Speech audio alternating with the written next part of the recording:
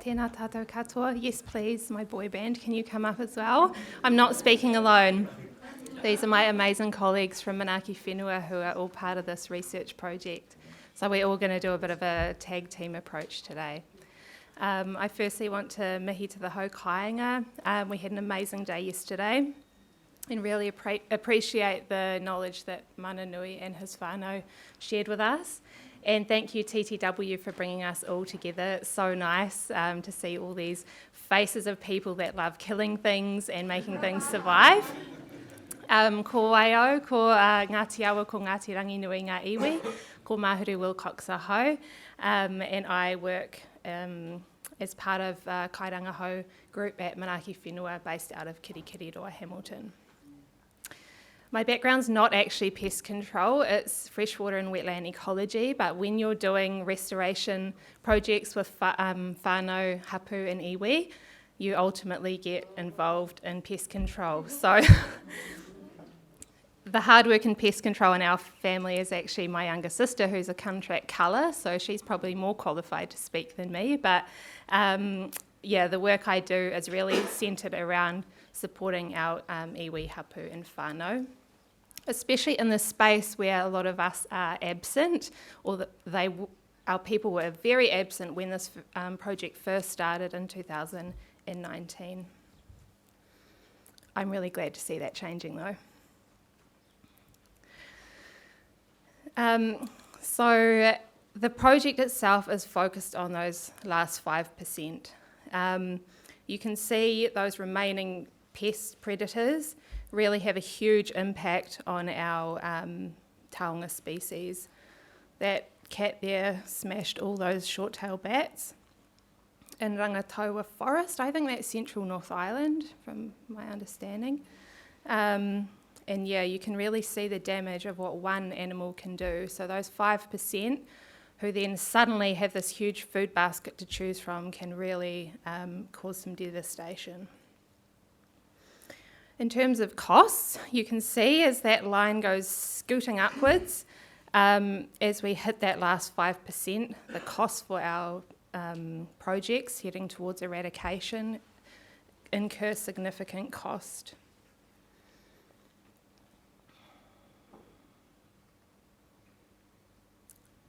So some of the key questions that this project wanted to address was, how does the behaviour of those survivor individuals, what makes them survivors, and how does that behaviour contribute to them surviving control?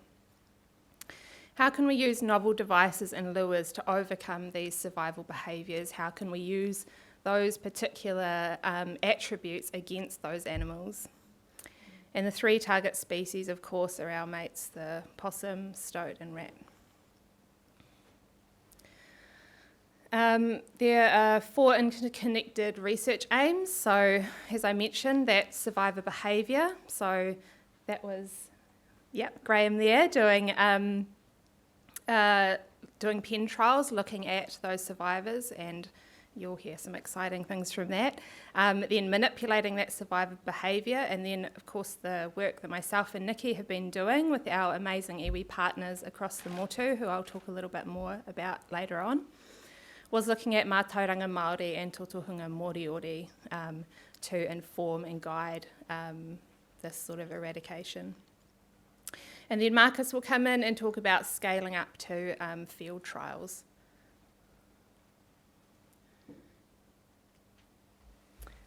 And everyone's going to introduce themselves as they come on. Kia ora. Thank you very much for the invitation to speak here today. It's really great to listen to everybody else, but I guess I'd better earn my lunch.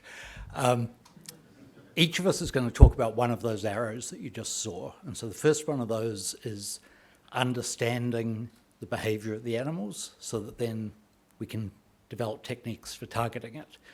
And so I'm speaking on behalf of Patrick Garvey, who right now is on the Orkney Islands, up in the Northern Hemisphere, explaining how to, or helping them use lures to eradicate stoats. So this is, what we do here in New Zealand has international benefits, we hope. And also Kyla Johnson, who is an Australian postdoc, who's now back in Australia, also working for wildlife over there. And I just want to give brief example of what we've been doing, and we have an open session this afternoon, so we're really happy to talk in more detail and talk about other things. So this is just an example. And so Kyla, which is the young lady in the photo here, what she essentially did was personality testing animals. And so that bookcase that you can see there is actually a vertical maze. You can put a possum into that. We have video cameras. We watch how it reacts when it's released. Some of them are bold and adventurous and clamber around and try and find little bits of apple and so on, and others just sit in the corner and go, what the heck is happening to me? The second photograph, you can see there's a little play toy down the bottom. So it's an object that an animal like a possum in the wild has never seen. And so neophobia is the fear of unfamiliar things. And so if you think when we first put a trap out, that's an unfamiliar thing. Some animals aren't worried, some animals will be very fearful. And then putting your head into a hole, like some of our traps ask the animals to do. Again, some animals are bold, they don't care. Other animals will be very reluctant to do that. So what Kyla did in these tests was score animals. So which were the animals? She took animals from a kill trapping study that's running up in the Waiao, and I'll just mention that a lot of these personality problems really show up with trapping.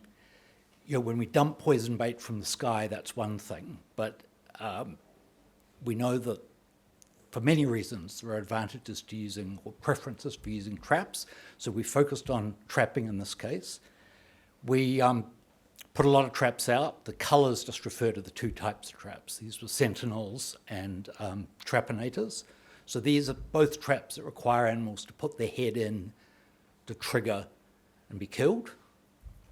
And what Kyla did was, at 3 points in this trapping operation, which was actually run by a community group, but what we did was we went in beforehand and took out 20 possums. We went in halfway through and took out 20 possums. And at the end, and sorry, these are live possums. We live trapped possums and brought them back to do the personality test. Wouldn't work if they were dead. And so this, just to explain this graph, it's a little bit hard to see, but on the vertical axis, we've got personality. Up the top, we've got the bold ones, and down the bottom, we've got the timid ones. And these are the 3 time points: before control, halfway through, and towards the end, when we had about 95% of the population. And you can see that the original population, there's a scatter. There's the whole range there already, before we did anything. It's just the natural variation in the population. But as the control progresses, we take out the bold ones, because they're dumb, they're idiots. They throw themselves in the traps, they're gone. So what you're left with at the end are these ones that are really wily, cunning, or fearful, or some combination of all of that. And so that is the problem, and then I'm going to pass over to the others. So what we're now trying to do is, what new, different, better, smarter techniques or technologies can we use to get those ones? Because we've had decades of pest control work and research, and we know how to get most of them. That's just hard work. That's sort of the dollars or the mahi or the sweat. But we're not sure how to get those very last ones. So I'll pass over. Oh, actually, I hope I've got time for this. This was just an example. So this is a Tim's trap, and on the right, you've got a possum that's just literally all over it. And this one, watch what he does. It's like, I'm not having that. So that's what I mean by personality. Okay, and these are results. We can talk more this afternoon if you want, but basically the results of what Kyla found was what I said: the kill trapping selects for survivors. She found that shyness is to lots of things. It's not just the traps in that control area, it's to the novel device, the kids' toys, things like that. But she also found that if you keep swapping your control method, eventually you'll find one that maybe that particular possum's not scared of. So sticking with one method of control on and on and on is the wrong thing. You need to mix it up. So that's the point that I pass over to my my colleague, out.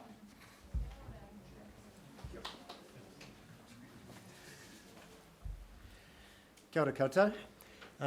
Ko Karingai te maunga, ko Hawkesbury te awa, ko Poihakena o te rohe, ko Al Glen aho. So I've just got 5 minutes to give you a really quick rundown on the trials we've been doing with captive possums to look at their preferences for different lures, things that might draw them into a trap. And these are based on what we call the 4 Fs of animal behaviour. So this comes from a paper by Patrick Garvey and others. These are the 4 things that motivate animal behaviour, which are feeding, fleeing, fighting, and making love. So the first one speaks for itself. Animals are keen to look for food. By fleeing, we mean escaping predators. So animals have behavioural adaptations to avoid being eaten by a predator. By fighting, we're talking about competition. So this might be animals fighting each other for social dominance or for territories or something like that. And the last one obviously speaks for itself as well. So what we did was to run captive trials with 20 possums, and we tested them on a whole range of different lures, both scent, sound and visual lures, but they were all based on those 4 Fs that I just mentioned. And in each case, the lures were placed inside a wired open trap. So you can see here Luke, our technician, setting up one of the trials there. He's just got the cage trap there with the door wired open, and that's a possum tail that he's about to put in there, which is one of the visual lures that we tested. And in each case, we looked at how quickly animals would approach the trap, so length of time until they first approached it.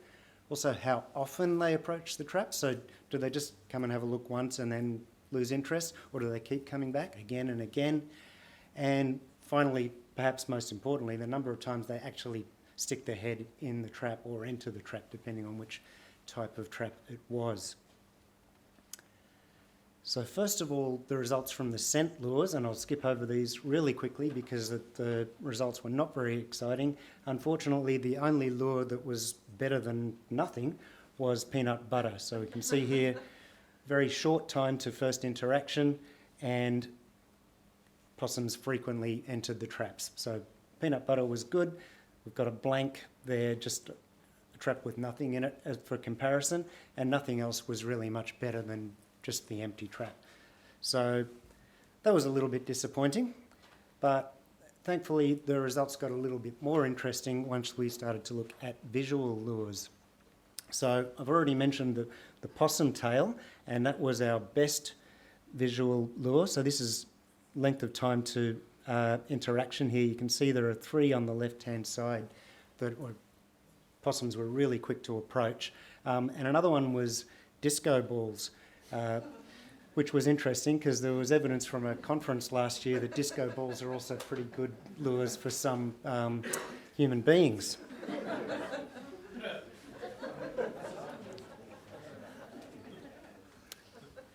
So next we looked at the number of times possums approached the trap and entered the trap. So in blue columns is number of approaches, and the orange columns are the number of times possums actually entered the trap. And this is where the possum tail really is the clear standout winner. But the disco ball was also pretty good, and also quite encouraging was what we called feathers and eyes. This is just it's a little glass eye glued onto some feathers, so at a glance it looks like a small bird. So they were the best looking ones, but one thing that you'll notice there is that no matter what the lure, possums approached a lot more times than they actually entered the trap. So suggests perhaps some lures are good at getting animals to approach, but maybe not getting them to go all the way in, take that final step and enter the trap. And that pattern was even stronger when it came to sound lures. So you can see here, once again, the blue columns are number of approaches and the orange columns are number of times they entered. So animals approached a lot of these traps lots of times, but they didn't very often go in. And what might be quite surprising about these results is that the most attractive sound lure was actually the sound of possums fighting. So it wasn't something that you consider a nice lure, quite the opposite, but that was the best one. Sound of possum courtship calls was quite good at getting them to approach, but not to enter the trap. And here we also just had the sound of sheep just as a control, just to see, and they approached that quite a lot as well. So again, it looks here as though sound lures might be quite good at getting animals to approach, but maybe not that crash hot at getting them to actually enter the trap. So this is another figure from that same paper by Patrick. We think that possibly sound and scent lures might be quite good at a distance. So they'll bring animals in from a distance, but then once they get right up close, it might be visual lures that encourage them to take that last step and enter the trap. But it's very hard to test this in a pen because the animals are starting off already pretty close to the trap. It's only a small pen. So this is where field trials are going to be really essential. And Marcus is going to talk a bit more about field trials next. Graham mentioned a little bit about animal personality, and there was some interesting results here in the lure trials. So 6 of those 20 possums that we tested were survivors of a 1080 baiting operation in Westland, and these animals were not your average punters. So this is a comparison here of the animals that survived 1080 versus the general population. They were very extremely docile individuals. And when we drill down to the results of those sound lures, the most preferred lure by those 6 individuals was actually the sound of possum courtship, not the possum fighting sound. So these guys were not motivated by the same thing as the average possum in the population. So again, repeating what Graham said, that suggests that the lure that works best on the general population might not be the best lure for mopping up the survivors, the ones that don't easily go into traps. Okay, and I'll hand over to Marcus at that point. Thank you. Oh, sorry, to Mahuru at that point, sorry. I've just been given a warning that our time is getting near, so I'm going to have to go quickly, and yes, please come. Take the time with people that come to the workshop for questions after. Oh, okay. Ka pai. So on to our research area, which was focused on mātauranga Māori and totohunga moriori to support pest control. We have 4 amazing iwi partner groups at different stages of pest control, and I'd like to mihi to our partners from Northern Taranaki in the back and Tūhoi Tua Whenua Trust. So all 4 groups saw us give a presentation about this research idea and approached us wanting to be involved. So we had the Hokotehi Moriori Trust out on Rekohu on Chatham Islands, the Northern Taranaki Collective, who have been doing work at Paranenehi for over 20 years, so Ngāti Mutunga, Ngāti Tama and Ngāti Maru. The Tūhoi Tua Whenua Trust and Ngāti Parau. And our main question was, how do we best support iwi and hapū to undertake and collaborate in the pest control space?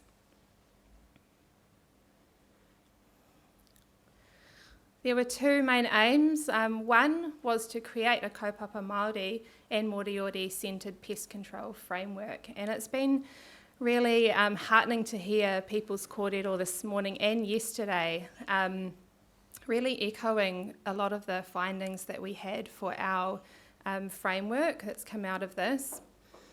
And the framework really has 2 layers to it. It has the opportunity to inform policy and strategy, whether that's at a local level, but possibly a national level too. And support iwi and hapū and whānau on the ground with the planning of how they start up iwi-led or collaborative pest control projects, and then how they want to monitor success. The second thing was identifying mātauranga and totohunga that supports pest control or eradication.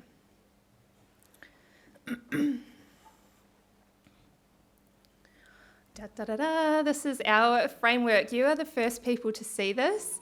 It's been years of work, and I really want to mihi to our iwi partners who engaged in a number of wānanga, even with the barriers of COVID, preventing some of our events, of extreme weather events for Ngāti Porou, preventing us coming up there too. We've managed to pull together a huge amount of information and hear from all these groups around how they have done this, their process, their whys, and what is success for them. So what's central to all of this, what makes us unique as Māori in this space, is that we have whakapapa to arohe. And that whakapapa connection is a given, as we know, but how we embody that and how we enact that in our daily lives has been impacted by the presence of these pests through the loss of species, through legislation, through colonial legislation, through disconnection and land loss, and loss of knowledge, all of things that we've heard about this morning. So in the blue circle, you can see those are the key themes that have come out of the work that we've been doing. At the bottom, holding up all of this, is that sense of tino rangatiratanga or kawanatanga, depending if you want iwi-led or a collaborative approach. And that's really where the treaty framework comes into things and honouring those relationships. And really acknowledging that unique role of mana whenua who know their lands better than anyone and who should be deciding around what happens to their whenua and their taonga and their communities. In that flax, I know it's very hard to see, we have things like land back, co-governance. And again, we'll talk about this a bit more this afternoon. If we head up to the left, reconnecting people to taonga, we heard about that as we lose species. How can you teach about things that are no longer there? The illustrations around these central themes are just some examples of what that may look like. We wanted to really summarise and step back from the localised examples and give something that was centred in being Māori, but general enough that it could be applied for local contexts. And so, for example, understanding tohu species, how does that support pest control? Well, if you know the early warning signs of when a drought's going to come or a masting year, then you can really decide about when you're going to, when and where you're going to focus your efforts for your pest control. So in Taranaki, there was kōrero about at times of rākau nui, and people would go out eeling, and with the rise of the water level, all the worms would be coming out of the riverbank. And so that was a good time to collect tuna. But they also noticed at the same time, it's when all the rats came out and down to the riverbank to feed. So if you know that's happening every full moon or every new moon where that water level is high, you can really focus your trapping efforts at that place at that time. I'm not being quick, am I? Sorry. On the bottom left, you see that picture of the kuia and her moko holding those possum skin cloaks.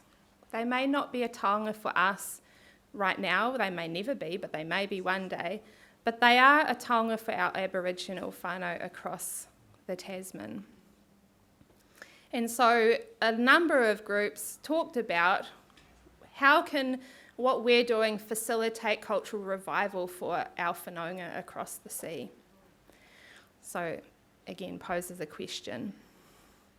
We want thriving local, I don't know about the word resources, but I couldn't think of anything better at the time. So plants and animals available for harvest and use. And that really helps that revival and that reconnection to local tikanga and mātauranga. Reconnecting people to place. If you have these iwi-led projects, then you can bring people home if you have long-term sustainable opportunities and jobs. Reconnecting to local tikanga and mātauranga, so maramataka, the influence of maramataka on pest behaviour. That's something that everyone we worked with wanted to investigate further.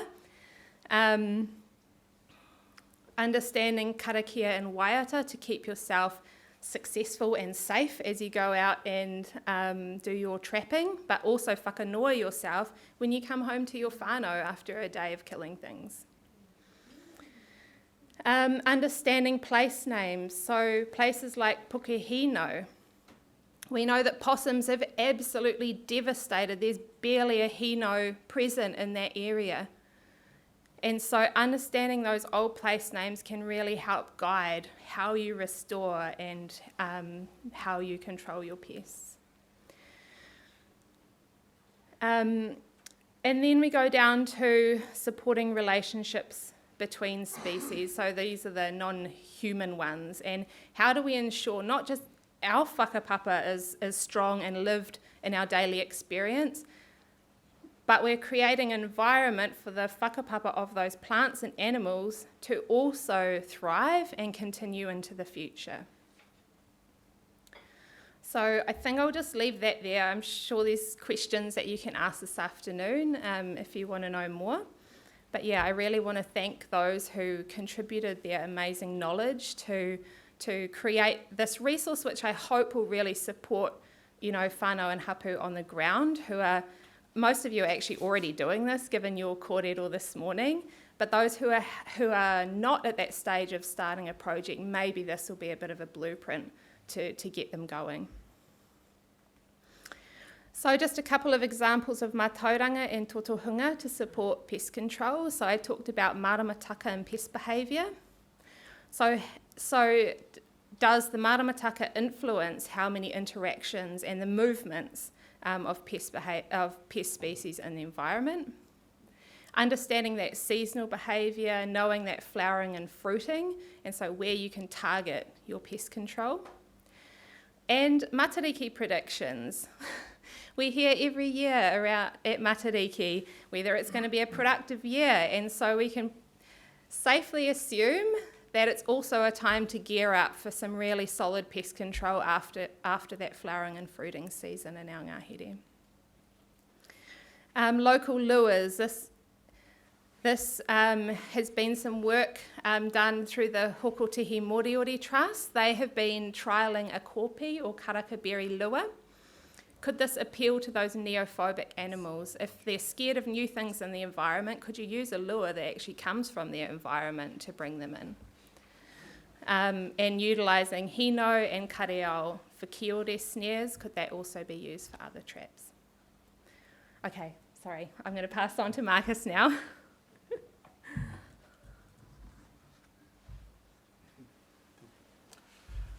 Kia ora, ko Marcus aho. I've just recently joined this team of really great researchers, and you've seen some of the results that came out of the research. That's years of work that you have seen. And I got the really great task to get everything together and test it in the field. That's the idea. Just we have good knowledge now from pens, from marina trials. We have theoretical knowledge, but what does it mean for you as a project? Like, how can you benefit from that? And that's where I came into the game. So what we want to do is do big field trials, larger areas, and go into areas that already have ongoing projects. So we want to see different environments, different trap types and combinations of lures.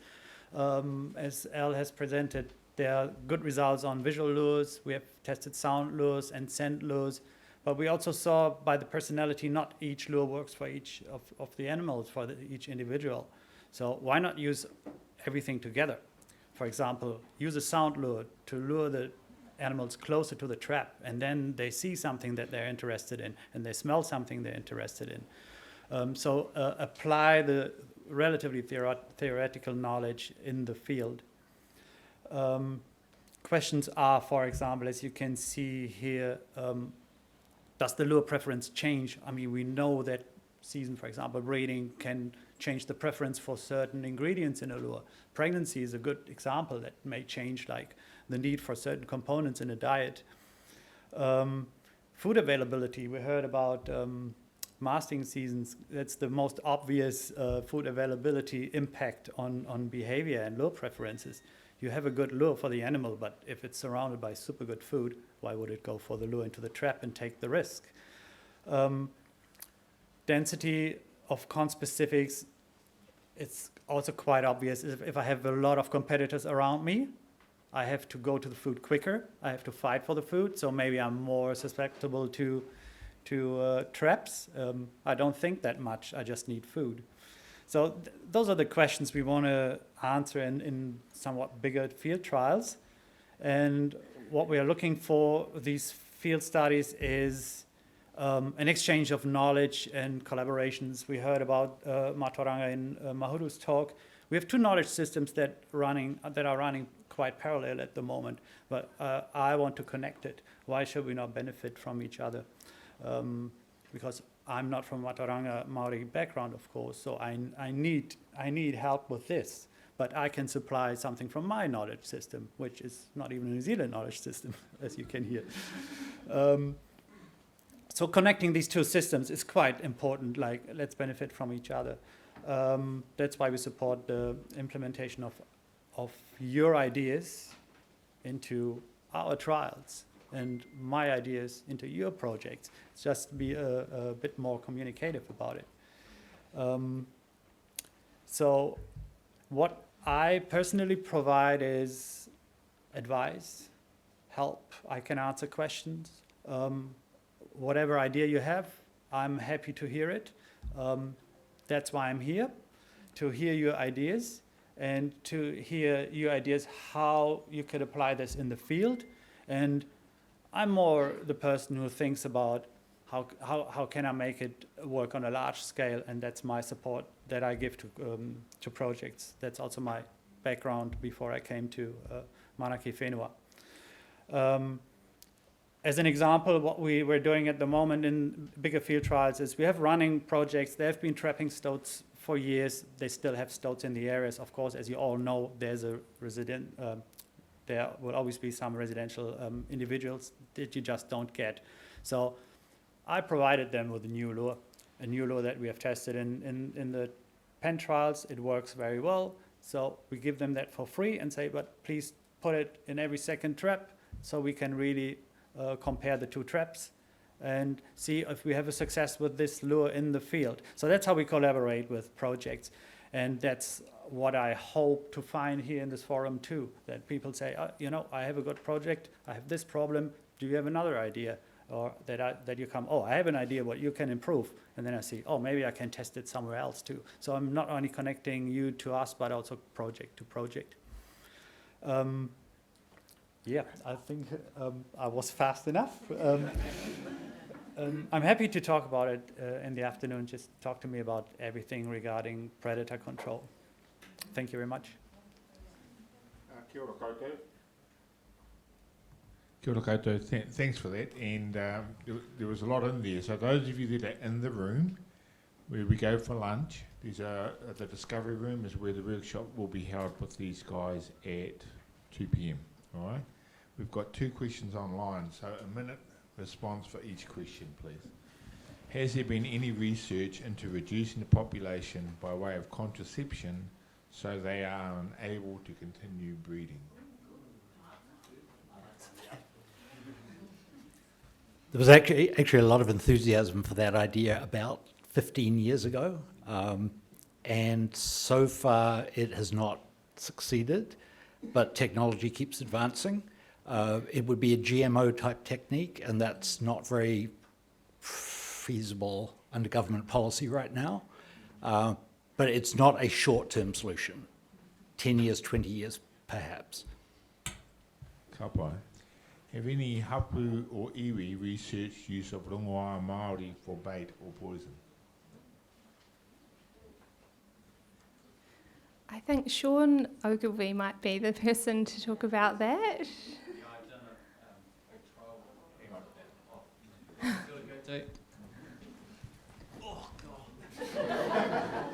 Kia ora koutou. Ai, Sean Ogilvie toku ingoa no te arawa me Ngāti Awahaho.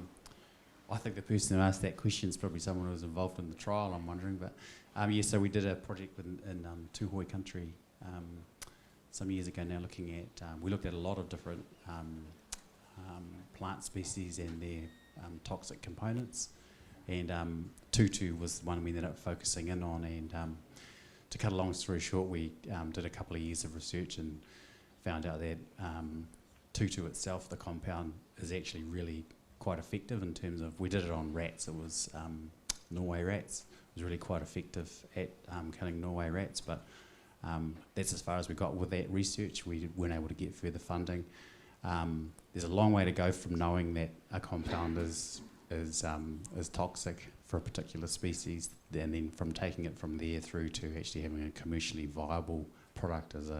We probably got maybe 10% of the way to that end point. So there's a lot that needs to follow on from that. You've got humaneness trials and non-target trials and a whole range of things that need to be done in terms of registration of a new bait, a new compound for control. And that was just for rats. If we're going to take it through to other species, including possums and other things, there's a heck of a lot more work that needs to follow on from that. Kia ora. Tēnā koe, Sean. O te rā, tēnā koutou katoa. Kia ora. Kia ora.